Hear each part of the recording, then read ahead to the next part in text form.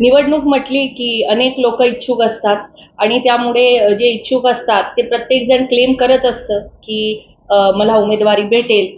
तर हा part of election असतं आणि इलेक्शनच्या प्रक्रियेमध्ये शेवटी आमची पार्टी भारतीय जनता पार्टी ही त्या ठिकाणी जो व्यक्ती फील्डवर काम करतो, जो त्या ठिकाणी सातत्यानं लोकांमध्ये असतो किंवा खासदार म्हणून काम चांगल्या पद्धतीने करू शकतो याचं संपूर्ण अवलोकन करूनच उमेदवारी देत असतं. मागच्या 10 वर्षामध्ये मी आपल्या लोकसभा मतदारसंघामध्ये वेगवेगळ्या योजना तर आणल्याच आहे, परंतु संसदेमध्ये सुद्धा त्या ठिकाणी माझं परफॉर्मन्स हे खूप चांगलं राहिलेलं आहे.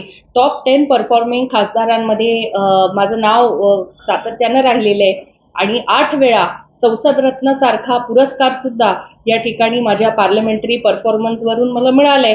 त्यामुळे मला विश्वास आहे की या वेळेला सुद्धा पार्टी पुन्हा एकदा या लोकसभा मतदारसंघामध्ये लोकांची सेवा करायची संधी मला देईल.